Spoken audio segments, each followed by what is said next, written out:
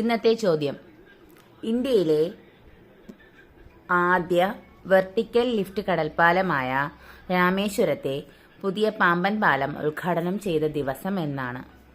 Option A 2025 April 6, option B 2025 April 5, option C 2025 April 7, option D 2025 April 2. ഉത്തരം option A ആണ്. 2025 April 6-ാം തീയതിയാണ്.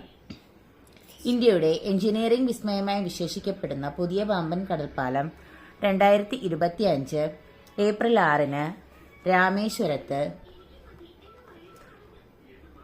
പ്രധാനമന്ത്രി നരേന്ദ്രമോദിയാണ് ഉദ്ഘാടനം ചെയ്തത്. 2019-ലാണ് ഇത് നിർമ്മാണം ആരംഭിച്ചത്. ഇതിന്റെ നിർമ്മാതാക്കൾ റെയിൽ വികാസ് നിഗം ലിമിറ്റഡ്.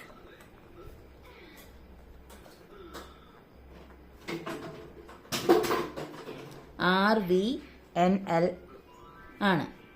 സമുദ്രനിരപ്പിൽ നിന്നും 22 മീറ്റർ ഉയരമുള്ള പുതിയ പാമ്പൻ പാലത്തിന്റെ നീളം എന്ന് പറയുന്നത് 2.08 കിലോമീറ്റർ ആണ്.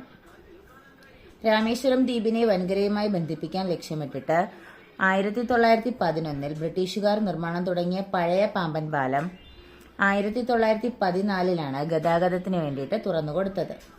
1964-ലെ ചുഴലിക്കാറ്റിൽ പാലം ഏതാണ്ട് പൂർണ്ണമായി നശിച്ചു. തുടർന്ന് മെട്രോമാനായിട്ടുള്ള ഇ ശ്രീധരന്റെ നേതൃത്വത്തിൽ ഇത് പുനർനിർമ്മിച്ചു. പഴക്കവും സുരക്ഷാ കാരണങ്ങളും മുൻനിർത്തി 2022 ഡിസംബറിൽ ഇത് ഡീകമ്മീഷൻ ചെയ്യുകയാണ് ഉണ്ടായത്.